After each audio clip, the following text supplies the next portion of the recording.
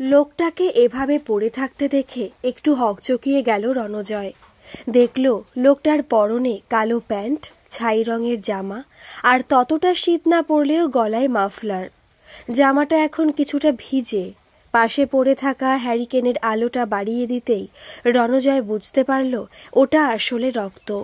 মাথার পেছনে আঘাত লেগেই এই ক্ষত তৈরি হয়েছে। এবার উবু হয়ে বসে লোকটাকে সোজা করে শোয়ালো রণজয়। আরে, লোকটাকে খুব চেনা চেনা লাগছে। কোথায় দেখেছে ওকে? একটু মনে করতেই মনে পড়ল যে লোকটাকেও দেখেছে সদরের পুলিশ রেকর্ড রুমে। এই বয়স্ক লোকটাই রেকর্ড রুমে ছিল। ওকে জিজ্ঞেস করেছিল কি খুঁজছে ও, কিন্তু এখানে এভাবে পড়ে থাকার অর্থ কি? তাহলে কি এই ফোন করে ডেকে এনেছিল রণজয়কে? কিন্তু কেন? ভাবতে ভাবতে ঘরের চারিদিকে তাকাতে লাগলো রণজয়।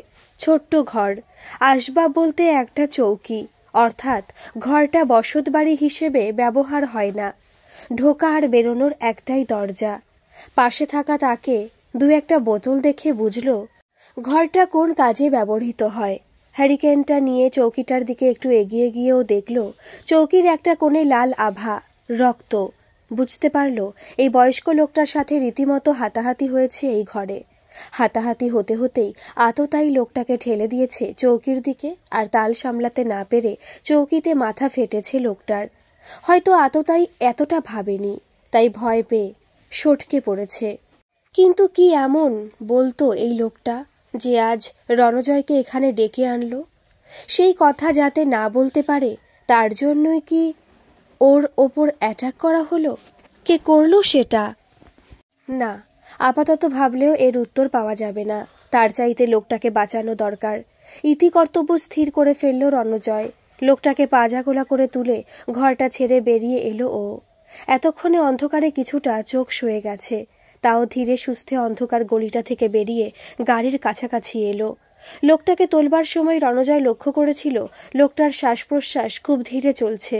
তাহলে কি ওকে শ্বাসরোধ করে খুন করার চেষ্টা হয়েছিল? হয়তো তাই। আপাতত একে না বাঁচালে কোনো উত্তরই পাওয়া যাবে না। লোকটার মাথার ক্ষতস্থান নিজের বড় রুমাল দিয়ে বেঁধে দিয়েছে রণজয়। আস্তে আস্তে ওকে নিজের পাশের সিটে বসালো ও। গাড়ি স্টার্ট করে ছুটিয়ে দিল হাসপাতালের দিকে। জঙ্গলের যেদিকটা দিয়ে ঢুকতে গিয়ে মালতীকে পড়ে থাকতে দেখেছিল রঞ্জনরা, সেদিক দিয়ে ঢুকতে লাগলো রঞ্জন আর ভবানী বাবু। ওরা সঙ্গে করে বড় 4 সেলের টর্চটা এনেছে, আর 2টো লাঠিও। জানে না কোন শক্তির বিরুদ্ধে লড়তে যাচ্ছে, তবু যেটুকু সরঞ্জাম নিজের সাথে রাখা যায়। তবে রঞ্জন মনে মনে ভেবে রেখেছে এই মুহূর্তে কেউ জঙ্গলে নেই। মালতীর কথা মতো ওরা পাঁচুকে নিয়ে জঙ্গল ছেড়েছে। মালতী যেখানটায় পড়েছিল সেখানে এসে একটু দাঁড়ালো ওরা। আশপাশটা দেখে নিল। কোনো বিশেষত্ব চোখে পড়ল না। সামনে বেশ কিছু গাছ থাকায় এই দিকটা কিছুটা আড়াল হয়ে আছে, তবে ফাঁক ফোকর দিয়ে অপর পারের রাস্তাটা বোঝা যাচ্ছে। অন্তত কেউ ও পথ দিয়ে হেঁটে গেলে এই ফাঁকটুকু দিয়ে দেখা যাবে। হয়তো তেমনভাবেই দেখেছে মালতী। ওই পথটায় যেতে গেলে সামনের এই গাছগুলোর পাশ কাটিয়ে যেতে হবে। আরও কয়েক মিনিট এদিক ওদিক দেখে সেই পথেই পা বাড়ালো রঞ্জন, সঙ্গে ভবানী বাবুও। পথটায় এসে রঞ্জন একটা জিনিস চিনতে পারল। সেদিন সকালে অন্য দিক দিয়ে হলেও এই পথেই এগিয়েছিল ও। এখন আর বাতাসে সেই শিরশিরানিটা নেই। ও বুঝল আপাতত সত্যি কোনো বিপজ্জনক কিছুর মোকাবিলা ওদের করতে হবে না। তাই বেশ নির্ভয়ে একটু দ্রুত পা চালালো রঞ্জন। ভবানীবাবু এতক্ষণ চুপচাপ ওর অনুসরণ করছিল, আর থাকতে না পেরে এবার প্রশ্ন করলেন, কি খুঁজছো বলো তো? মরীচিকা। আসলে কি যে খুঁজছি বলা মুশকিল, কিন্তু সব ঘটনা তো এই জঙ্গলেই ঘেরা। দেখি যদি কিছু পাই। দুজনে হাঁটতে হাঁটতে জঙ্গলের আরও খানিকটা ভেতরে চলে এসেছে। ভবানীবাবু এই প্রথম এতটা ভেতরে এলেন, তাই উনি এদিক ওদিক তাকাচ্ছেন। রঞ্জনের নজর কিন্তু একটা দিকেই। ও যেন খুব চেনা পথে যাচ্ছে এমন ভাব করে এগোতে লাগলো গাছপালার মধ্যে দিয়ে। একটু পরে ও এসে পৌঁছল সেই ইটের স্তূপটার কাছে।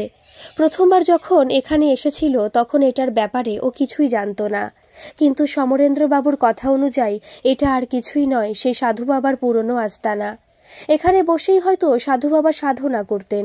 পায়ে পায়ে ওরা এগিয়ে গেল ভগ্নপ্রায় বাড়িটার কাছে। বাড়ির দরজাটা যে উল্টোমুখী তা আগের দিনই দেখেছিল, তাই এবারেও রঞ্জন সেই দরজার দিকে এগিয়ে গেল। পেছনে ভবানী বাবু। সাপের ভয়ে লাঠি ঠুকতে ঠুকতে এগোচ্ছিল তারা। ভোর হব হব করছে, তবে দরজার কাজটায় অন্ধকার কাটেনি। টর্চের আলো ফেলতেই একটা জিনিসে চোখ আটকে গেল। দরজার মুখে কিছু কালো টুকরো পড়ে আছে, কাঠের। আরও একটু এগোলো রঞ্জন, হাতে তুলে নিল একটা টুকরো। এখনো গরম আছে অল্প, অর্থাৎ আগুন জ্বালানো হয়েছিল এখানে। আর আগুন আছে মানে মানুষও আছে। সম্ভবত এই আলোই দেখেছিল দূর থেকে মালতী। পোড়া কাঠের গন্ধ ছাড়িয়ে এখন ওদের নাকে এসে ঠেকছে একটা বিশ্রী দুর্গন্ধ। মুখে রুমাল চাপা দিয়ে টর্চটাকে সম্বল করে ওরা এগিয়ে গেল আর একটু ভেতরের দিকে। সাবধানে মাথা নিচু করে সেই অগ্নিদগ্ধ কাঠগুলো পেরিয়ে দরজা দিয়ে ভেতরে ঢুকতেই ওরা টের পেল গন্ধটা আসছে যেখান থেকে সেখানে পড়ে আছে একটা মৃত কালো বিড়ালের অর্ধদগ্ধ দেহ। বয়স্ক লোকটাকে পাশে বসিয়ে যথেষ্ট স্পিডে গাড়ি নিয়ে এগোচ্ছিল রণজয়। হঠাৎ ও শুনতে পেল একটা গোঙানির মতো শব্দ। গাড়ির গতি একটু কমিয়ে পাশে তাকাতেই নজরে পড়ল লোকটা চোখ খুলেছে, তবে প্রচণ্ড চেষ্টা করছে শ্বাস নেওয়ার। কি মনে হতে গাড়ি থামিয়ে ব্যাগে সবসময়ের জন্য রাখা পুলিশি গ্লাভসগুলো পরে গলার মাফলারের ফাঁসটা আরও আলগা করে দিল রণজয়। লোকটার চোখ দুটো এতক্ষণ ঠিকরে বেরোতে চাইছিল। কিছুক্ষণ পর একটু একটু করে কমল সেই তরপানি। গলা দিয়ে চিনচিন করে শব্দ বেরোলো। আমি জানতাম এসব কথা বলতে গেলে ওরা আমাকে ছাড়বে না। ওরা মানে কাদের কথা বলছেন? আর এখনই অত কথা বলার দরকার নেই, আগে হাসপাতালে চলুন। না স্যার, আমার হাতে বোধহয় অত সময় নেই। এত বছরে ওদের ব্যাপারে কেউ খোঁজ নেয়নি, এখন আপনি খোঁজ নিতে এলেন। ভাবলাম নিশ্চয়ই গুরুতর কোনো কাণ্ড ঘটিয়েছে।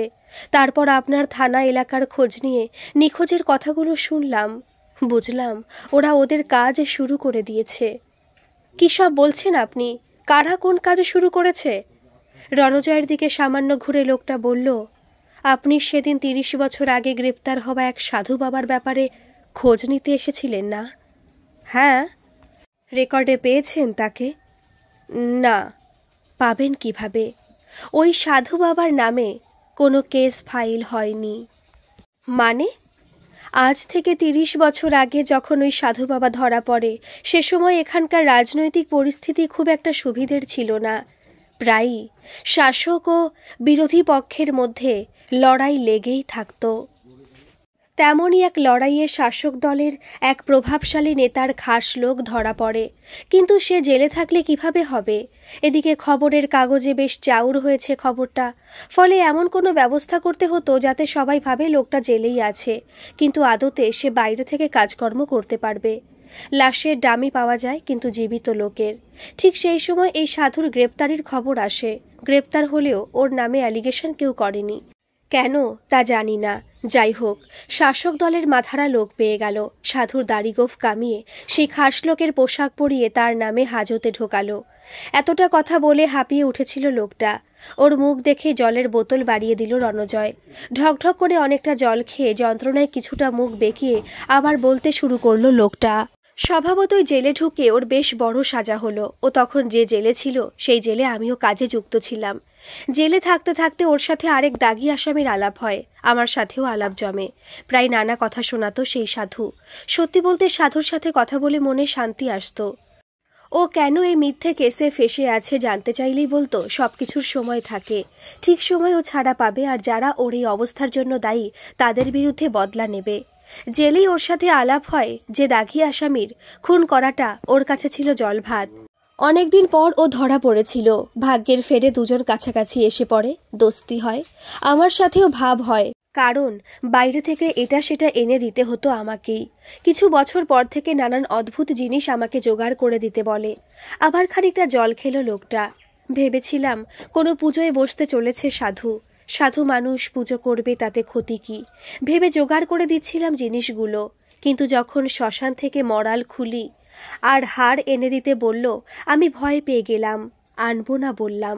সেদিন দেখলাম সাধুর রাগ এখনো মনে পড়ে। চোখ দুটো যেন টকটকে লাল হয়ে গেছিল, দপদপ করে জ্বলছিল। ও হুমকি দিয়েছিল যদি আমি না আনি জিনিসগুলো আমার নাতিকে ও শেষ করে দেবে। এই কথায় আমারও প্রচণ্ড রাগ হয়েছিল। বলেছিলাম, জেল থেকে বেরোক আগে, তারপর দেখা যাবে কে কাকে মারবে। তারপর আর আমি যোগাযোগ রাখিনি। ভাগ্যক্রমে আমার বদলি হয়ে গেল এই সদর রেকর্ড রুমে। সময়ের সাথে ভুলেও গেলাম ওদের, কিন্তু বছরখানেক আগে। আচমকা ডুকরে কেঁদে উঠল লোকটা। ক্ষতর যন্ত্রণা আর মনের যন্ত্রণা যেন মিলেমিশে এক হয়ে গেছিল সে কান্নায়। অল্পক্ষণ চুপ করে বসেছিল রণজয়ও। কাঁদুক, কাঁদলে যদি মনের ক্ষতে প্রলেপ পড়ে। আমার একমাত্র নাতি, বড় ভালো ছেলে, পড়াশোনায় ভালো, ওকে নিয়ে অনেক স্বপ্ন, মাধ্যমিক দেবে। এক রাত্রে হঠাৎ সে নিখোঁজ হয়ে গেল বাড়ি থেকে। বড় ছেলে, আলাদা ঘর রেখেছি ওর জন্য, ওই ঘরেই পড়াশোনা করে শোয়ে। সকালে উঠে দেখা গেল ঘর ফাঁকা, সদর দরজা হাট করে খোলা। খোঁজখবর লাগালাম। আমাদের ওদিককার দু একটা জুয়ারির কাছ থেকে জানলাম সেদিন রাত্রে ওরা ওকে শ্মশানের দিকে যেতে দেখেছে, যেন কেউ ওকে টেনে নিয়ে যাচ্ছে। ওদের সন্দেহ হওয়াতে ওরা পিছু নিয়েছিল আটকাবার জন্য, কিন্তু আচমকা ওরা হুমড়ি খেয়ে পড়ে আর অজ্ঞান হয়ে যায়। জ্ঞান ফিরে আর ছেলেটিকে দেখতে পায়নি ওরা। কান্নার বেগ বাড়ে লোকটার। আমি আর আমার ছেলে ছুটে গেছিলাম শ্মশানের দিকে। এদিক ওদিক তন্ন তন্ন করে খুঁজেছি, কিন্তু পাইনি। শ্মশানের কিছুটা ভেতর দিকে যেতেই একটা জিনিসই আমার চোখ আটকে গেল। কিছু জায়গায় অনেক কাঠকুটো জড়ো করা ছিল, তার পাশে তখনও লাল হয়ে আছে মাটি, আর কাছেই পড়ে আছে একটা ব্রেসলেট। নাতি শখ করে মেলা থেকে যেমন ধরনের ব্রেসলেট কিনে এনেছিল ঠিক তেমন। পুলিশে জানালাম, ওরাও কিছু উদ্ধার করতে পারল না। সপ্তাহখানে কাটার পর হঠাৎ আমার কি মনে হতেই খোঁজ লাগালাম আমার আগের কর্মস্থল ওই জেলে। খবর পেলাম ওই সাধু আর ওর চেলা ছাড়া পেয়েছে। আমার বুকটি ছ্যাদ করে উঠল। তাহলে কি ওরাই এত বছর পর? আবার কেঁদে উঠল লোকটা। আরও এক ঢোক জল খেয়ে বলে চলল, হঠাৎ করে কিছুদিন যাবতে নিখোঁজ হওয়ার ঘটনাগুলো ঘটছিল। প্রথমে সাধারণ ব্যাপারই মনে হয়েছিল, কিন্তু তারপর জানলাম ঠিক 1 মাস পর পর নিখোঁজের ঘটনাগুলো ঘটছে। এও জানলাম ঘটনাগুলো কোথায় ঘটছে। রেকর্ড রুমে থাকায় পুরনো রেকর্ড ঘেটে জানলাম সে সাধু বাবাও এই এলাকাতেই ধরা পড়েছিল। মনে মনে বুঝতে পেরেছিলাম এসবই ওই সাধু বাবার কাজ হতে পারে, কিন্তু বলবো কাকে? প্রমাণ কি এসব কথার? তাই ঠুটো জগন্নাথের মতো বসে রইলাম নিরুপায় হয়ে। এবার রণজয়ের দিকে ঘুরে তাকিয়ে লোকটা বলল, সেদিন আপনাকে দেখে মনে হয়েছিল অন্তত একজন সাধু বাবার অস্তিত্ব জানে, তাই আপনাকে দেখা করতে বলি। তবে জানতাম ওই সাধু বাবার যা ক্ষমতা, ও নিশ্চয়ই বুঝবে ওর কথা আমি ফাঁস করতে পারি। কিন্তু আমার আর হারানোর কিছু নেই। আমি তো নাতিকে আর ফেরাতে পারবো না। ফোপাতে লাগলো লোকটা। এই অবস্থায় কিভাবেই বা সান্ত্বনা দেওয়া যায় জানে না রণজয়। এমন অদ্ভুত পরিস্থিতিতে আগে কখনো পড়েনিও। যেভাবে কেসটায় একের পর এক পর্দা খুলছে তাতে ও অবাক হচ্ছে। গল্পের বইয়ে এত ঘটনার ঘনঘটা পড়েছেও, বাস্তবেও যে এমনটা হওয়া সম্ভব তাও জানতো না। এজন্যই বোধহয় বলে truth is stranger than fiction. লোকটাকে কাঁদতে দেখে কষ্ট হচ্ছে ওরও। পুলিশই এই উর্দির পেছনে যে মানুষ রণজয়টা লুকিয়ে আছে সে কষ্ট পাচ্ছে, সমব্যথী হচ্ছে। সেই সাথে একটা রোগও চাপছে মনের মধ্যে। এমন প্রতিশোধ পরায়ণ ভণ্ড সাধু আর ওর চেলার শেষ দেখে ছাড়বে। আপাতত আর কোনো কথা না বলেও গাড়িটা আবার স্টার্ট করলো। হাসপাতালে পৌঁছে অ্যাডমিট করলো লোকটাকে। বেরিয়ে আসার পথে জিজ্ঞেস করলো ওই ভণ্ড সাধুর ফাইল কি নামে খুঁজবো, আর ওর শ্যাঙাতটার নাম কি? Raghu, notorious criminal. আর সাধু বাবাকে পাবেন মোনা নামে। বাড়ি ফিরে কিছুটা অসুস্থ বোধ করছিল ভবানীবাবু। একদিকে এত কিছু জানা আর তারপর এত কিছু দেখা ওর সহ্য হয়নি। বাড়ি ফিরে বমিও করেছেন একবার। ওকে ওর ঘরে শুয়ে বাইরের বারান্দায় এসে বসেছে রঞ্জন। পুরোটাই এখন জলের মতো পরিষ্কার ওর কাছে। সেই সাধু বাবা সত্যি ফিরে এসছে, সাথে চেলাও আছে। শুধু মালতীর শোনা তোরা শব্দটাই একটু খচখচ করছে রঞ্জনের মনে। যাগ্গে, অবশ্যম্ভাবী নিয়তির মতোই পরবর্তী ঘটনা প্রবাহ হয়তো দেখে যেতে হবে ওকে। একটু শীত বোধ করায় ঘরের ভেতর এলো রঞ্জন। গায়ে হাত দিয়ে বুঝতে চেষ্টা করলো জ্বর আসছে কিনা। এই ঘরটা বৈঠকখানা বলা যেতে পারে। এ বাড়িতে বাইরের কেউ এলে এ ঘরে বসে কথাবার্তা বলে সাধারণত। রঞ্জনও মালতীর সাথে ব্যবসায়িক লেনদেন এ ঘরেই করত। ঘরে একটা চৌকি, তাতে হালকা বিছানা পাতা, একটা টেবিল, টেবিলে পঞ্জিকা বা সাপ্তাহিক পত্রিকা জাতীয় 2-1 বই, রুল টানা 2-1 খাতা পেন আছে। তাকেও রয়েছে দুই একটা ঘর সাজাবার জিনিস আর ঘরের প্রয়োজনীয় কিন্তু নিত্য ব্যবহার্য নয় এমন অল্প কয়েকটা জিনিস, হয়তো ভেতর ঘরে জায়গার অকুলান হওয়ায় এখানে রাখা হয়েছে জিনিসগুলো। এখন এই বাইরের ঘরটাই রঞ্জন নিজের জন্য বরাদ্দ করেছে। অন্তর্মহলে ও ঢুকতে চায় না দরকার না পড়লে। চেয়ার টেনে টেবিলে বসলো। সাপ্তাহিক পত্রিকাটা একটু উল্টে পাল্টে দেখল, পঞ্জিকাটাও টেনে দেখল, তারিখ মিলিয়ে দেখার চেষ্টা করলো আগামী কদিন কেমন কাটবে তার। পঞ্জিকার শুরুতে লেখা বর্ষভিত্তিক রাশিফলও উল্টে পড়ল। লেখা আছে দীর্ঘদিনের বিপদ থেকে মুক্তি। মনে মনে না হেসে পারল না। ক্রমশ বড় বিপদে পড়ছেও, আর বলে কিনা বিপদ থেকে মুক্তি ঘটবে। যত সব। পঞ্জিকাটা উল্টে রাখতে গিয়ে ওর নজরে পড়ল ডায়েরিটার ওপর। একটা ব্রাউন কভারের ডায়েরি, পঞ্জিকার মাপের বলেই হয়তো সহজে নজরে আসে না দূর থেকে। কিন্তু ডায়েরিটা কার? মালতীর। কিন্তু ওর ঘর তো ভেতরে। ওর ডায়েরি লেখার জন্য বাইরের ঘরে এসে প্রতিদিন বসবে এমনটাও ভাবতে পারছে না। তবে কি মালতীর বাবা বা মায়ের? তেমনটা তো মালতী বলেনি কখনো। অবশ্য মালতীর সাথে ওর সম্পর্কটা অতটাও গভীর হয়নি যে মালতী ব্যক্তিগত সব কথা তাকে জানাবে। বা এটাও হতে পারে ডায়েরিটা নিছক দৈনন্দিন হিসেব নিকেশের জন্য। দোনমনা করে ডায়েরিটা খুলল রঞ্জন। দেখল ডায়েরিতে মালতীর বাবার নাম লেখা। দুই এক পাতা উল্টে বুঝল অনেকদিন আগেকার ডায়েরি। তরুণ বয়সে হয়তো টুকটাক লেখালেখির শখ ছিল, সেসব লিখতে নেতে। দুই একটা পড়েও দেখল রঞ্জন, বেশ ভালো, যদিও এসব অতশত বোঝে না ও। ডায়েরিটা রাখার আগে ও একবার বাকি পাতাগুলো একসাথে উল্টে দেখতে গেল। হঠাৎ তার চোখ আটকালো শেষ দিকের পাতায় কলমের কালির ছোঁয়া দেখে। ভালোভাবে পাতাটা উল্টাতেই ও দেখল তাতে লেখা আছে ৩০ বছর আগে যার শেষ আমরা করেছিলাম সে কি আবার ফিরে এলো। আমার এই স্বার্থে না চাওয়া মাঝে মাঝে জেগে ওঠা মাথা ব্যথার আর তো কোনো কারণ পাচ্ছি না। বয়স্ক লোকটাকে ভর্তি করে রণজয় হাসপাতাল থেকে বেরোতে যাবে এমন সময় ডাক্তারবাবু ওকে ডাকলেন। জানা গেল এর আগে ভর্তি করা পেশেন্টের জ্ঞান ফিরেছে। সময় নষ্ট না করে রণজয় গেল পাঁচুর সাথে দেখা করতে। এখন কেমন বোধ করছো? পাঁচুকে জিজ্ঞেস করল রণজয়। একটু ভালো স্যার। আমাকে এখানে আনলো কে? পাঁচুর চোখে মুখে তখনও ভয়ের ছাপ। রণজয় ওকে ওর নিখোঁজ হওয়া থেকে উদ্ধার হওয়া পর্যন্ত ঘটনা বলল। তারপর জিজ্ঞেস করল, তুমি কি বনের মধ্যে ঢুকেছিলে? হ্যাঁ স্যার, তবে সত্যি বলছি আমি ঢুকতে চাইনি। কিন্তু কিন্তু কি? কে যেন আমাকে টেনে নিয়ে গেল। মানে? সত্যি বলছি স্যার, কাল তেমন নেশা জমছিল না। ঠেক থেকে ফিরছিলাম বাড়িতে। মাঝে মাঝে আমার ভীষণ মাথা যন্ত্রণা করে। আগে হতো না, ইদানিং কয়েক মাস ধরে। তারপর?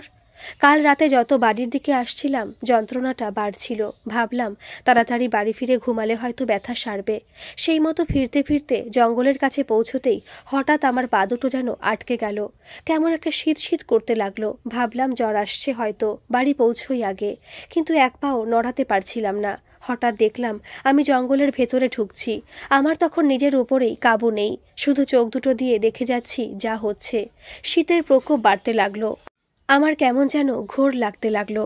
কিছুক্ষণ পর আধখোলা চোখে দেখলাম আমি একটা ভাঙা বাড়ির কাছে এসে দাঁড়িয়েছি। ওর মধ্যে একটা জায়গায় আগুন জ্বলছে। আগুন?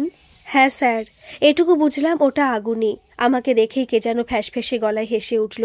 সঙ্গী হলো আরেকটা হাসি। বুঝলাম একের বেশি লোক আছে ওখানে। আমাকে দেখেই সে ফ্যাঁসফেঁসে হাসি লোকটা বলল, সাবাস বেটুয়া, আরেকজনকেও ধরে এনেছিস? আমি অবাক হলাম, কারণ আমাকে তো কেউ ধরে আনেনি। যাই হোক, সেই সঙ্গী লোকটাকে এবার দেখতে পেলাম। লম্বা চওড়া, মুখে একটু গভীর ক্ষতের দাগ, চুলগুলো কোকড়া, হাতগুলোর গুলি ফেটে বেরোচ্ছে। সত্যি বলতে কি আমি অন্য লোকদের এত ভালোভাবে লক্ষ্য করি না, কিন্তু তখন আমার চোখ ছাড়া অন্য অঙ্গ সাড়া দিচ্ছিল না বলেই হয়তো এত ভালোভাবে দেখছিলাম লোকটাকে। লোকটা তখন আমার দিকে এগিয়ে আসছে। আমার তখন পেছনে যাবার শক্তিটুকুও নেই।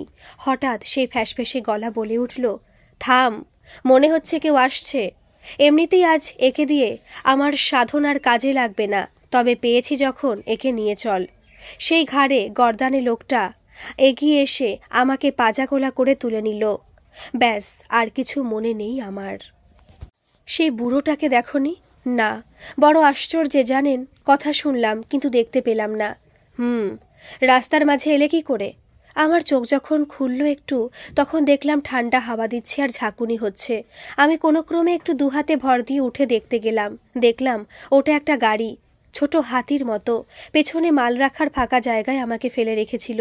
হয়তো ভেবেছিল জ্ঞান ফিরবে না, তাই হয়তো খেয়াল রাখেনি অত। জ্ঞান ফিরতে একটা কথাই মনে হলো, যে করে হোক এদের হাত থেকে নিস্তার পেতে হবে। দেখলাম গাড়ির পেছনে ডালাটা খোলা।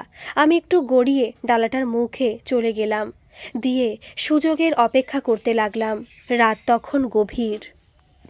স্বাভাবিকভাবেই লোকজন নেই। খেয়াল করলাম গাড়ির ঝাঁকুনিতে খোলা ডালাটা ঝনঝন করে শব্দ করছে। আমি ডালায় লেগে থাকা হুক ধরে রইলাম শক্ত করে। একটু পরেই দেখলাম গাড়িটার গতি কমছে। বাম্পার 2-3টে একসাথে। গাড়ির গতি যেই কমেছে, আমিও ঠাকুরের নাম নিয়ে গড়িয়ে পড়লাম রাস্তায়।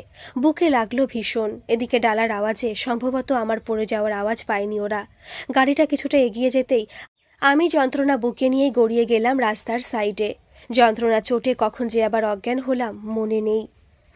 ঠিক আছে, তুমি ডাক্তারের কথা শুনে চলো। বেরিয়ে পড়ল রণজয়। এবারে গন্তব্য আবার সদরের পুলিশ রেকর্ড রুম। ধকল হচ্ছে খুব। হোক, যে করে হোক রহস্যের গোড়ায় পৌঁছতে হবে। রণজয় যখন মালতীদের বাড়িতে ঢুকল, ভবানীবাবু তখন সামলে উঠেছেন। বাইরের ঘরে বসে রঞ্জনের সাথে কথা বলছেন। রণজয়কে ঢুকতে দেখে অভ্যেসবশত উঠে দাঁড়ালেন। রঞ্জন উঠে চেয়ারটা এগিয়ে দিল। ক্লান্ত দেহটা চেয়ারে বসাতে বসাতে রণজয় বলল, ভবানীদা, 1 কাপ চা হবে? নিশ্চয়ই স্যার। ভবানীবাবু ভেতরে গেলেন চায়ের কথা বলতে। কিছু খোঁজ পেলে? উদ্বিগ্ন প্রশ্ন রঞ্জনের। খোঁজ? একটা দিনে যে এত কিছু ঘটতে পারে তা আমি কল্পনাও করিনি। মানে? ভবানীবাবু ফিরে এসেছেন ততক্ষণে। ভবানীবাবুকেও বসতে বলে রণজয় আনুপূর্বিক ঘটনাগুলো ওদের বলল। ভবানীবাবু শুনতে শুনতে যার পরনাই অবাক হলেও রঞ্জনের কাছে যেন সবকিছুই স্বাভাবিক মনে হচ্ছে এখন। বরং অতি স্বাভাবিক কোনো কিছু ঘটলেই বরং অবাক হতো। তাই স্বাভাবিকভাবেই প্রশ্ন করল, রেকর্ডে কিছু খুঁজে পেলে? হ্যাঁ, তার জন্যই আরও দেরি হলো। বুড়োটার কথায় মোনা গুন্ডা আর রঘুর ফাইল খুঁজে বের করলাম। তাতে কিছুটা সময় গেলেও পেলাম অবশেষে। বুঝলাম ওরা সদর জেলে আটক ছিল প্রায় 20 বছর। 20 বছর? যাবজ্জীবনের থেকেও বেশি? তাই তো দেখলাম। হয়তো অপরাধের মাত্রাটা অনেক বেশি ছিল, বা অনেকগুলো মামলার রায় একসাথে এসছে। যাই হোক, সদর জেলে গেলাম। জেলারের সাথে দেখা করলাম। মোনা গুন্ডাদের ব্যাপারে জিজ্ঞেস করলাম। একটা অ্যালিবাই দিলাম। মোনা গুন্ডা আর রঘু আবার কিছু সাসপিসাস কাণ্ড ঘটাচ্ছে। ওদের ধরার আগে পুরনো হিসেব নিকেশ বুঝে নিয়ে আমরা পুলিশ এগোতে চাইছি। জেলার দেখলাম অত পুরনো খবর জানেন না, হয়তো পরে রিক্রুট হয়েছেন। তবে পুরনো ফাইলপত্র দেখতে দিলেন। সেখানে বছর 10 আগে ওদের একসাথে মুক্তির খবর আছে। ঠিকানাও পেলাম। মোনা গুন্ডাটা প্ল্যান্টেড হলেও রঘুর ঠিকানা ঠিক হওয়াই সম্ভব। সেই ঠিকানায় গেলাম। জানলাম ওখানে এখন আর কেউ থাকে না। বছর 5 আগেও মাঝে মাঝে রঘু আসতো, সাথে এক বুড়ো সাধু বাবা। ফলে 2-2 4 করতে পারলাম। কিন্তু খুব রিসেন্টলি ওরা কেউই আসেনি। রঘুর পরিবারেরও কেউ আর বেঁচে নেই। ওর একটাই দাদা ছিল, যে এতদিন ওদের বাড়িটা আগলে রেখেছিল। কিন্তু বছর 5 আগে সে নিরুদ্দেশ হয়ে যায়। আর তার মাসখানেকের মধ্যেই রঘুও শেষবারের মতো বাড়িতে এসে একটা ব্যাগে কিছু জিনিস নিয়ে পাশের বাড়িটা একটু দেখতে বলে কলকাতায় কাজে যাবার নাম করে চলে যায়। একটানে কথাগুলো বলে থামল রণজয়। রঞ্জন তখন ভ্রু কুঁচকে কিছু একটা ভাবছে। একটু পরেও বলল, দাদা, নিরুদ্দেশ হওয়ার পুলিশ কেস হয়নি? তাছাড়া 1 মাস পর রঘু চলে গেল। পাশের বাড়িটা দেখতে বলে গেল, কিন্তু আর কোনো খোঁজ পাওয়া গেল না এতদিনে। পাড়ার লোকের কিছু সন্দেহ হয়নি? সাবাস রঞ্জন, তুমি তো আমাদের মতো করে ভাবতে শুরু করে দিয়েছ। সপ্রশংস দৃষ্টিতে তাকালো রণজয়। একটু শুকনো হাসি খেলে গেল রঞ্জনের মুখেও। ঠিকই ভেবেছ, আমার কাছে ওই ব্যাপারটা ফিসি লেগেছে।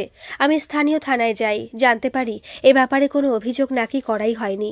প্রতিবেশীরাও জানায় দাদা নিরুদ্দেশ হয়ে গেলেও খুব একটা ভাবান্তর দেখা যায়নি রঘুর চোখে মুখে। ওর ঢুলু ঢুলু চোখ, পরনে গেরুয়া চাদর দেখে মনে হচ্ছিল ও যেন সংসার থেকে বীতশ্রদ্ধ হয়ে গেছে। বৈরাগ্য ভাব জন্মেছে। তাছাড়া ওদের অত কেউ ধর্তব্যের মধ্যেও ধরে না, তাই খুব একটা মাথা ঘামায়নি কেউ। আর প্রতিবেশীকে বলে বাইরে যাওয়ার ব্যাপারটা, আমার মনে হয় রঘু চিরদিনের মতো বা একটা লম্বা সময়ের জন্য বাড়ি থেকে হাওয়া হতে চেয়েছিল। কিন্তু দাদার নিরুদ্দেশের পরপরই ও উধাও হয়ে গেলে কথা উঠত। তাই খুব সাধারণ প্রতিবেশীর মতোই ও কাজে যাবার নাম করে বাড়িটা দেখতে বলে পাড়ার লোকের কাছে একটা অ্যালিবাই খাড়া করতে চেয়েছিল। যে ও কাজের সূত্রেই কলকাতা যাচ্ছে। হতে পারে। আচ্ছা স্যার, রঘুর দাদা নিরুদ্দেশের সঙ্গে রঘুকে মেলানো হচ্ছে কেন? ও তো সত্যি এ বিষয়ে কিছু না জানতেও পারে। নীরবতা ভেঙে প্রশ্ন করলেন ভবানীবাবু। এখন যা ঘটনা পরম্পরা, তাতে সব বাজে কাজের সাথেই ওর বা ওই গুরু চেলা জুটির হাত আছে বলে মনে হচ্ছে ভবানীদা। অবশ্য সবটাই আমার কল্পনা বলতে পারেন। ওদের কথাবার্তার মাঝেই ভবানীবাবুর স্ত্রী অর্থাৎ মালতীর মাসি এসেছেন চা নিয়ে। চা নিতে নিতে রণজয় ওকে প্রশ্ন করল, বৌদি, মালতী কেমন আছে এখন? আগের থেকে ভালো, উঠে বসেছে, কথাও বলেছে, খাইয়ে দিয়েছি আমরা। ঠিক আছে। ভবানীবাবুর স্ত্রী ভেতরে চলে গেলে রণজয় ভবানীবাবুর দিকে তাকিয়ে বলল, মালতীর কাছ থেকে কিছু জানা গেল ভবানীদা? ভবানীবাবু রঞ্জনের দিকে তাকালেন। রঞ্জন মালতীর মুখ থেকে যা যা শুনেছে বলে গেল। শুনতে শুনতে ভ্রু কুঁচকে গেল রণজয়ের। শেষে বলল, তাহলে যা দেখছি ওই সাধু বাবা আর রঘু ফিরে এসছে আর অপারেট করছে জঙ্গলটাকে কেন্দ্র করে। মালতী বলেছে সাধু বাবার মুখ থেকে তোরা শব্দটা শুনেছে। পাঁচুও বলল একটা ফ্যাঁসফেঁসে গলা কাউকে বাহবা দিচ্ছে, ওকে জঙ্গলের ভেতরে টেনে এনেছে বলে। দুজনে একসাথে ভুল শুনবে? সাধু বাবার যা পাওয়ার দেখছি তাতে যা খুশি সে করতে পারে, কিন্তু রঘু ছাড়া আর কোনো পার্টনারের কথা তো আমরা পাচ্ছি না কোথাও। স্যার, একটা কথা বলবো? ভবানীবাবু বলে উঠলেন। হ্যাঁ বলুন ভবানীদা। আপনারা জোয়ান ছেলে, এসবে বিশ্বাস করবেন না, কিন্তু সাধু বাবার যা ক্ষমতার বহর দেখছি তাতে উনি প্রেত সিদ্ধ হলেও হতে পারেন। এসব লোক অনেক বাজে আত্মাকে অনায়াসে করায়ত্ত করতে পারে, ওদের দিয়ে অনেক কাজ করাতে পারে। আপনাদের তৃতীয় জন সেরকম কোনো অশরীরী নয় তো? রণজয় কিছু বলে ওঠার আগেই রঞ্জনের ফোন বেজে উঠল। সত্যপ্রিয়দা? ফোনটা ধরে বলুন দাদা। সে কি হঠাৎ? আচ্ছা বলছি রণজয়কে, বলে ফোনটা রেখে রণজয়ের দিকে তাকিয়ে বলল, সত্যপ্রিয়দার বাবা সমরেন্দ্রবাবু আমাদের দুজনকে দেখা করতে বলেছেন। সত্যপ্রিয় বাবুর বাড়িতে ঢুকতে সন্ধেই হয়ে গেল ওদের। সমরেন্দ্রবাবু হঠাৎ কেন ডেকে পাঠিয়েছেন তা জানে না ওরা। আবার এমন একজন মানুষের ডাক উপেক্ষাও করতে পারেনি। বিশেষত রণজয় কেসটা নিয়ে এতই বুঁদ হয়ে গেছে যে এটা সলভের জন্য ও খড়ের গাদা থেকেও সূচ খুঁজে বার করতে প্রস্তুত। আগের দিনের মতোই রণজয় গেছে নর্মাল পোশাকে। ওপরে উঠে সমরেন্দ্রবাবুর ঘরে ঢুকতেই নজরে পড়ল উনি বিছানায় পা ছড়িয়ে বসে বই পড়ছেন। সত্যপ্রিয় বাবু গলা খাকারে দিতে উনি মুখ তুলে বললেন, এসো রঞ্জন। রণজয়, তোমার তদন্ত কতদূর এগোলো? রণজয় অবাক হয়ে গেল। তোমরা চলে যাওয়ার পর সত্য তোমাদের প্রকৃত পরিচয় আমাকে বলেছে। পুলিশকে নিয়ে তো আমার কোনো অ্যালার্জি নেই, তাছাড়া তুমি ইয়াং ব্লাড, চেষ্টা করছো ভালো কাজ করার। অনেকটা সহজ হলো রণজয়। রঞ্জন কিছু বলার আগে অভ্যস্ত কায়দায় যতটা সম্ভব গুছিয়ে গোটা কেসের প্রোগ্রেস বলে গেল। সবটা শুনে গম্ভীর মুখে সমরেন্দ্রবাবু বললেন, এই তৃতীয় জন সম্পর্কে তোমরা কিছু জেনেছ? এতক্ষণ চুপ করে থাকার পর রঞ্জন বলল, আমাদের কিছু মাথায় ঢুকছে না, তবে ভবানীবাবু মানে থানার হেড কনস্টেবল আর মালতীর মেশো একটা অ্যাবসার্ড আইডিয়া দিয়েছেন। কি সেটা? উনি বলেছেন এটা কোনো অশরীরী প্রেতাত্মা হতে পারে। আবারও কিছুক্ষণ মৌনী হয়ে রইলেন সমরেন্দ্রবাবু, তারপর বললেন, দেখো, আমিও বিজ্ঞানের লোক, কিন্তু এই পৃথিবীতে এমন অনেক কিছুই ঘটে যা বিজ্ঞানের পরিভাষায় ব্যাখ্যা করা কঠিন। সত্যি বলতে 30 বছর আগে যে ক্ষমতা বলে বাচ্চাটাকে টেনে আনতে দেখেছিলাম তাকে হিপনোটিজম বলে কি উপায়ে? বা দেখো, সেদিনের ঘটনার সাথে জড়িত আমরা সবাই একটা বিশেষ সময়ের কাছাকাছি আসতেই অসহ্য মাথার যন্ত্রণায় ভুগি। সেটার কারণ কি? রঞ্জন বা পাঁচু যে শিরশিরানির কথা বলছে, সেরকম শিরশিরানি হয়তো আমিও সেদিন জঙ্গলে অনুভব করেছিলাম। এই সব কিছুই অতিপ্রাকৃত কোনো শক্তির দিকেই আমাদের নিয়ে যাচ্ছে নাকি? রঞ্জন আর রণজয় কিছু বলতে পারল না। প্রশ্নগুলো ওদেরও ভাবিয়ে তুলল। যেন ওদের খোঁজা সেই তৃতীয় জন ভবানীবাবু আর সমরেন্দ্রবাবুর কথা মতো কোনো অতি প্রাকৃত শক্তি ছাড়া কিছু হতেই পারে না, এমনটাই ভাবতে শুরু করলো ওরা। আসলে মাঝ সমুদ্রে কোথাও কিছু না পেলে সামনে আসা একটা কাঠের টুকরোকেও আঁকড়ে ধরতে মন চায়, এ যেন তেমনটাই। তাহলে এখন আমরা কি করব? সংশয় ভরা গলায় প্রশ্ন করল রণজয়। এই জায়গায় এসে ও সত্যি বুঝতে পারছে না কিভাবে এগোনো উচিত। সামনেই তো অমাবস্যা। যদি আমাদের সকলের ক্যালকুলেশন ঠিক হয় তবে সেদিন আবারও কিছু ঘটবে। হয়তো সেই সাধু বাবা আর ওর চেলা আবারও জঙ্গলে বা অন্যত্র আসবে, কিন্তু ওদের টার্গেট তো আমরাই। সুতরাং আমাদের সতর্ক থাকতে হবে, মোকাবিলা করতে হবে। তোমরা তোমাদের যতটুকু শক্তি তা জোগাড় করে রেডি রেখো, তবে মনে রেখো তোমাদের সব থেকে বড় শক্তি তোমাদের মনোবল। সেদিনের সেই অলৌকিক সম্মোহনী শক্তির মুখে আমরাও বিভ্রান্ত হয়ে পড়েছিলাম, তবে সেটা কাটিয়ে বিপদের মুখে ঝাঁপিয়ে রুখতে পেরেছিলাম সাধু বাবাকে। বুঝেছিলাম ওর মনোযোগ ভঙ্গ করতে পারলে ওর ওই অলৌকিক ক্ষমতাও কমে যায়। আমাদের সেই পথই হয়তো আবার নিতে হবে, আর এবারে আমিও থাকবো তোমাদের সাথে। আপনি? একযোগে প্রশ্ন করল রঞ্জন আর রণজয়।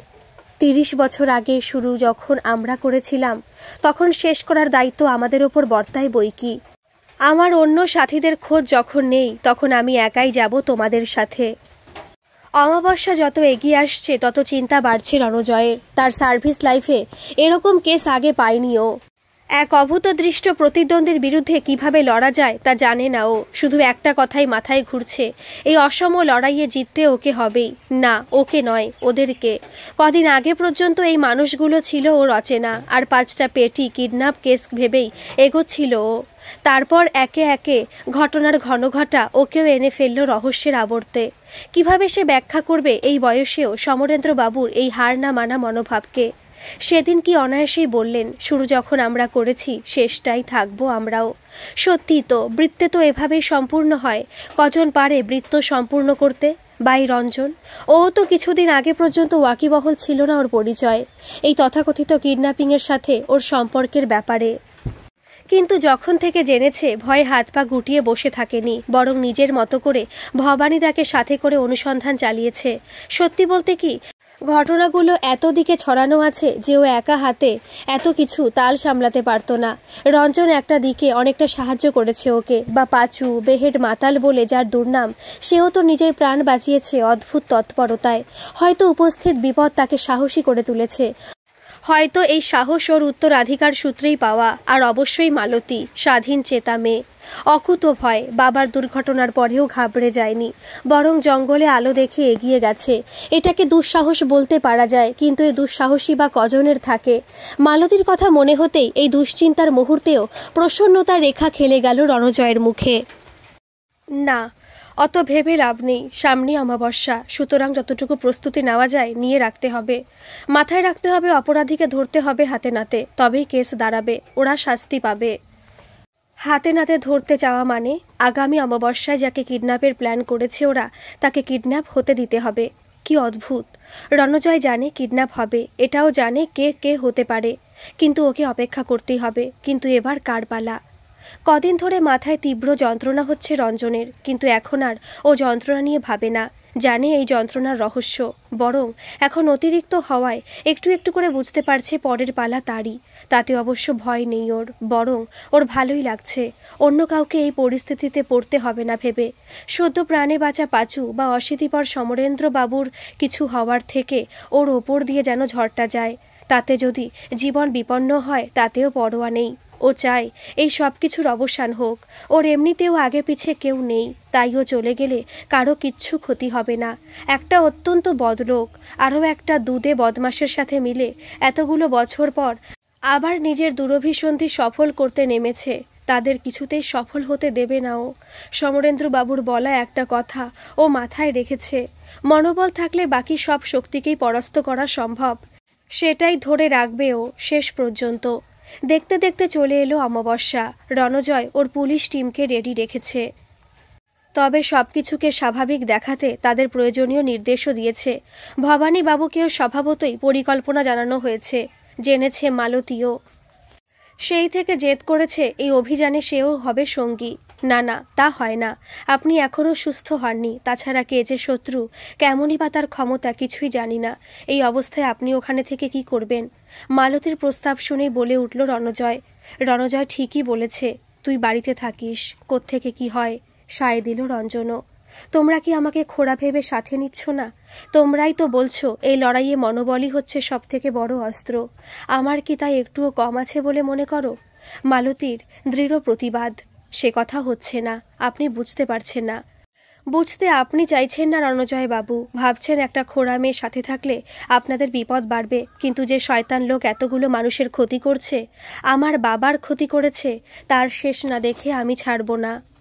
মালতীর দৃঢ়তা দেখে রণজয় কিছু বলতে পারল না। সত্যি ও যত এই মেয়েটাকে দেখছে, ওর কথা শুনছে, মুগ্ধ হচ্ছে।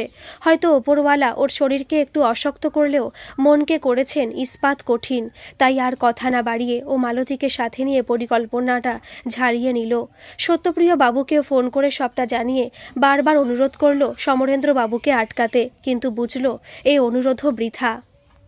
অমাবস্যার আগের দিন থেকেই মাথার যন্ত্রণাটা তীব্র হচ্ছিল রঞ্জনের। ও বুঝছিল এবার ওর পালা। অবশ্য তৈরি হয়েই আছে। পাঁচুর কথা শুনেও বুঝতে পেরেছে এই যন্ত্রণা হলো সংকেত। কোনো এক সময় এই যন্ত্রণার সুতো ধরেই টান দেবে কোনো এক অজানা শক্তি। এক অমোঘ সম্মোহনী টানে ওকে এগিয়ে যেতে হবে এক অমোঘ ভবিতব্যের দিকে। হয়তো সে ভবিতব্য অন্ধকারময়, তবু সেই আধার কূপে ঝাঁপ দিতে প্রস্তুত। সত্যি সত্যি অমাবস্যার সন্ধে থেকে মাথাটা যন্ত্রণায় ছিঁড়ে যেতে চাইল ওর। ও দাঁতে দাঁত চেপে সহ্য করে গেল সেটা।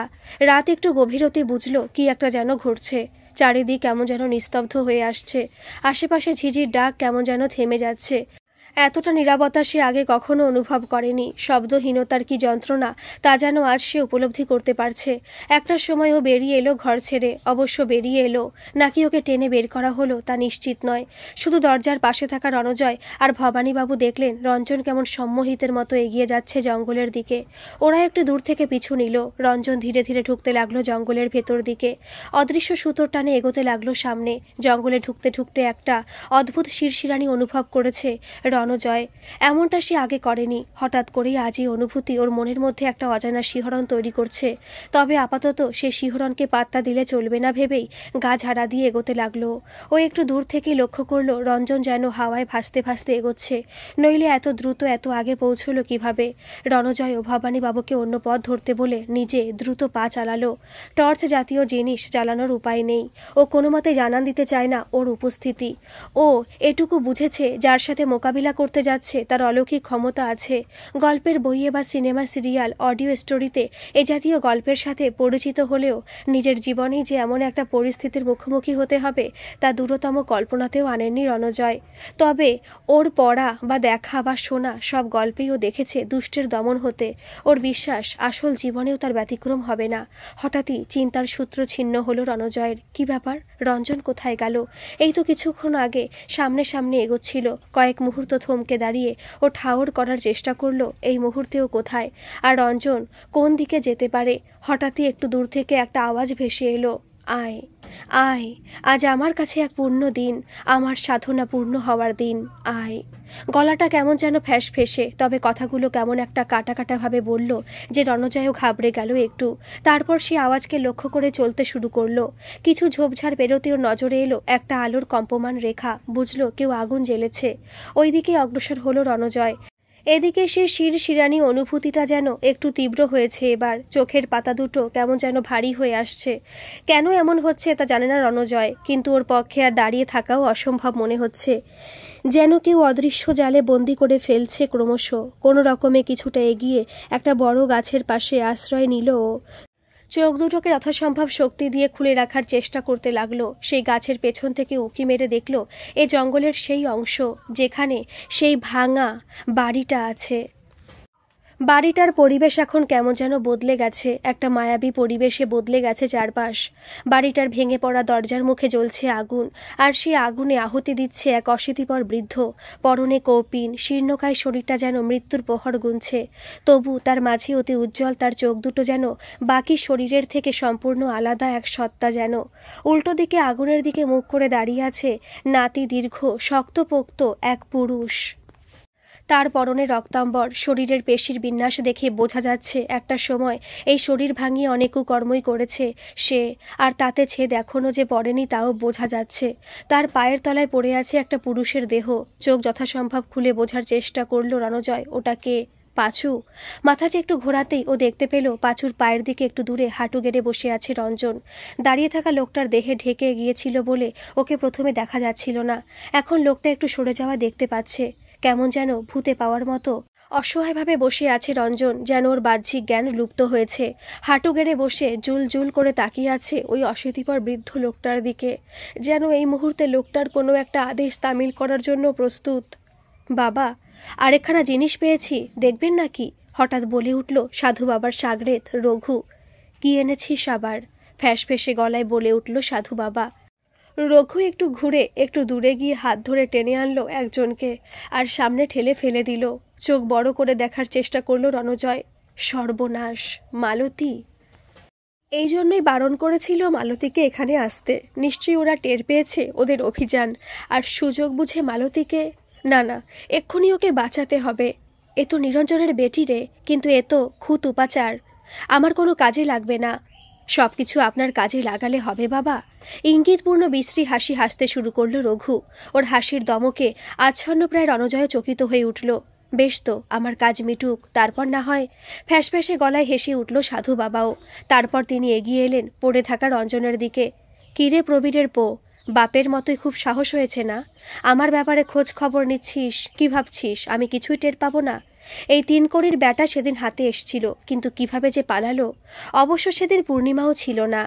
আজ তোদের দুটোকে একসাথে পেয়েছি। আজ আমার বদলা পূরণ হবে, সাধনা সফল হবে।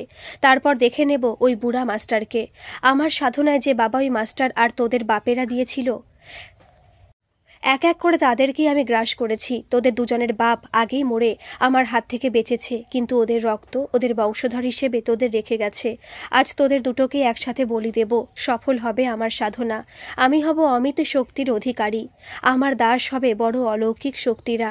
আমার হুকুম মেনে চলবে তারা। আর তোদের বাপেদের মতো কেউ যদি আমার কাজে বাধা দেয়, তাদের তক্ষুনি উচিত শিক্ষা দেবে। কথাগুলো বলেই হেসে উঠল সাধু বাবা। সে হাসির মধ্যে প্রতিহিংসা পরায়ণতার পাশাপাশি দেখা যাচ্ছিল এক জান্ত প্রবৃত্তির বহিঃপ্রকাশ। এরপরে রঘুর দিকে হাত বাড়িয়ে দিল সাধু বাবা। রঘুও বাধ্য ছেলের মতো সাধু বাবার আসনের পাশ থেকে একটা খড়গ তুলে সাধু বাবাকে দিল। রণজয় সবকিছু দেখতে পাচ্ছে, কিন্তু ওর পা যেন কে আটকে রেখেছে মাটিতে। না, মনোবল আত্মবিশ্বাস হারালে চলবে না। সেটাই এখন সবথেকে বড় অস্ত্র। ও তীব্র চেষ্টা শুরু করলো এগোনোর। যন্ত্রণায় ওর চোখ মুখ বেঁকতে শুরু করলো। এদিকে সাধু বাবা খড়গ তুলে ধরেছে রঞ্জনের দিকে। হঠাৎ দাঁড়াও! একটা মৃদু কিন্তু গম্ভীর শব্দ ভেসে এলো ও পাশের একটা গাছের দিক থেকে। রণজয় চোখ তুলে দেখল ওদিকের গাছের পাশ থেকে বেরিয়ে আসছেন সমরেন্দ্রবাবু। উনি হাঁপাচ্ছেন। হাঁপড়ের মতো ওর বুক ওঠানামা করছে, চোখ দুটো ঠিকরে বেরিয়ে আসতে চাইছে। রণজয় বুঝতে পারছে এই অমোঘ সম্মোহনী শক্তি ওকে আক্রমণ করেছে। আর উনি তো যাকে বলে প্রাইমারি ভিকটিম, সাধু বাবার পর্দা ফাঁসের প্রাথমিক নায়ক। ফলে ওর ওপর সাধু বাবার আক্রোশ আরও বেশি স্বভাবতই। বাধা পেয়ে থমকে দাঁড়ালো সাধু বাবা। মুখটা ঘুরিয়ে বৃদ্ধ সমরেন্দ্রবাবুকে দেখে বিকৃত হয়ে উঠল ওর মুখ। চোখ দুটো যেন জ্বলতে শুরু করলো। ফ্যাঁসফেঁসে গলায় যতটা সম্ভব চেঁচিয়ে বলল, আরে মাস্টার যে, আয় আয়। আরে তুই একেও টেনে এনেছিস দেখছি, সাবাস বেটা। শেষ কথাটা কার উদ্দেশ্যে বলল বোঝা না গেলেও ওখানকার গাছপালা একটু আন্দোলিত হলো, যেন কেউ সায় দিল মাথা নাড়িয়ে। আমাকে তো আসতেই হতো সাধু বাবা। তুমি যে পাপ কাজ শুরু করেছ তার শেষ তো দেখতেই হতো, হাঁপাতে হাঁপাতে বললেন সমরেন্দ্রবাবু। শেষ? শেষ কি বলছিস রে মাস্টার? এ তো সবে শুরু। আমার ক্ষমতা আর কি দেখেছিস তুই? ভালোই হয়েছে তোকেও টেনে এনেছে আমার বেটা। একসাথে আজ তোদের 3টেকেই ভোগ দেব শয়তানের দেবতাকে। আমার শত্রুদের সমূলে নাশ করব। আমি হব অসীম ক্ষমতাধর। ক্ষমতা? কতদিনের ক্ষমতা সাধু বাবা? এতই যদি তোমার ক্ষমতা হবে, তবে কেন এতদিন পড়েছিলে জেলের অন্ধকারে? যদি অলৌকিক শক্তি তোমার এতই সহায় হয়, তবে কেন 30 বছর আগে 5-6 জন লোক তোমাকে বাধা দিতে পেরেছিল? কয়েক মুহূর্ত থমকে দাঁড়ালো সাধু বাবা। এক অশীতিপর মৃত্যু মুখে দাঁড়িয়ে থাকা বৃদ্ধের কথাগুলো যেন শেলের মতো বিঁধল তাকে। চুপ, একদম চুপ। আর একটা কথা বলবি তো? হঠাৎ একটা ধপ করে শব্দে ঘুরে তাকিয়ে সাধু বাবা দেখতে পেল এক অদ্ভুত দৃশ্য। রঘুগুণ্ডাকে মাটিতে ফেলে ওর বুকের ওপর পা দিয়ে হাতে পিস্তল নিয়ে দাঁড়িয়ে আছে একটা ছেলে, রণজয়। কি সাধু বাবা, অবাক হচ্ছ? তোমার সাগরেদকে পাকড়েছি। তোমার ওই অলৌকিক ক্ষমতাও আমার কিচ্ছু করতে পারবে না। কেন জানো? কারণ তার থেকে বড় ক্ষমতা ওপরওয়ালা আমাদের দিয়েছেন। আত্মবিশ্বাস, মনোবল আর সৎ সাহস। তাই তো এই বৃদ্ধ মানুষটাও আজ এখানে তোমার সামনে এসে দাঁড়িয়েছেন। সাধু বাবা কিছু করে ওঠার আগেই উনিও একটা ধাক্কা খেয়ে ছিটকে পড়লেন মাটিতে। খড়গোটা ছিটকে গেল দূরে। সাবাস ভবানীদা, ঠিক সময়ে ঠিক জায়গায় আঘাত করেছেন। হঠাৎ গাছপালাতে যেন আলোড়ন উঠল। দমকা হাওয়াতে কাঁপতে লাগলো পাতাগুলো। শিরশিরানি অনুভূতিটা আরও চাগার দিয়ে উঠল রণজয়ের।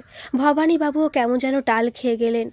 হয়তো সম্মোহনী শক্তির তীব্রতা বৃদ্ধিতেই এমনটা ঘটল। তোরা কি ভেবেছিস আমাকে হারাবি? আমাকে আর রঘুকে আটকাতে পারলেও আমার ব্যাটাকে পারবি না। ও আজ ওর প্রাপ্য ভোগ নেবেই। ভোগ নিবেদনের মন্ত্র উচ্চারণ হয়ে গেছে। ভোগ না পেলে ওর উন্মত্ততা তোরা সামলাতে পারবি না। সাপের মতো হিস হিস করে বলে উঠল সাধু বাবা। আচমকাই আগুনে যেন ঘি পড়ল। রণজয় চমকে তাকিয়ে দেখল মালতী আগুনে কিছু একটা ছুড়ছে। ও কখন ঘষতে ঘষতে পৌঁছে গেছে যজ্ঞস্তূপের কাছে বুঝতে পারেনি রণজয়। ভোগ নেবে তো নিক, আমাকে নিক। এই পৃথিবীতে আমার কোনো দরকার নেই, কিন্তু এই মানুষগুলোর আছে। আয়, কোথায় লুকিয়ে আছিস? আয়। মালতী! আর তো চিৎকার করে উঠল রণজয়। ওদের ছাড়বেন না। ওদের পাপের যত শাস্তি হয় ওদের দিন। আমার বাবা কাকাদের মেরেছে ওরা, ওদের ছাড়বেন না। কিন্তু মালতী, তোমাকেই বা ছাড়ি কি করে? তোমাকে হয়তো আপনার মনের কথা বুঝতে পারছি আমি, রণজয় বাবু, কিন্তু একটা প্রতিবন্ধী মেয়েকে করুণা করতে হবে না। আমার ভাগ্য নির্ধারিত হয়েই আছে। আজ এদের শেষ দেখে ছাড়ব। করুণা নয় মালতী, আমি সত্যি। দামাল হাওয়াটা যেন বাড়তে লাগলো আরও। মনে হলো পাতার গা বেয়ে তারা নেমে আসছে নিচে। গাছের গুড়ি ছুঁয়ে এগোচ্ছে গুটি গুটি করে। তার লক্ষ্য ওই যজ্ঞস্তূপ। হঠাৎ, সরে যাও! এক ধাক্কায় মালতীকে সরিয়ে যজ্ঞস্তূপের সামনে এসে পড়ে গেলেন সমরেন্দ্রবাবু। আর ঠিক তখনই সেই দমকা হাওয়াটা যজ্ঞস্তূপের মাথা ছুঁয়ে আগুন নিভিয়ে সমরেন্দ্রবাবুকে গ্রাস করল। একটা আর্তরব যেন শুরু হয়েই মিলিয়ে গেল আকাশে। পড়ে থাকা যজ্ঞ উপকরণগুলো ছড়িয়ে দিলে নানা দিকে। আর সবকিছুর মাঝ থেকে হঠাৎ উধাও হয়ে গেলেন সমরেন্দ্রবাবু। তার ছায়া মাত্র রইল আর সেখানে। যেন এক ভোজবাজির খেলা। নিজের চোখকে বিশ্বাস করতে ইচ্ছে না করলেও এ সব কিছু চোখের সামনে ঘটল রণজয়দের।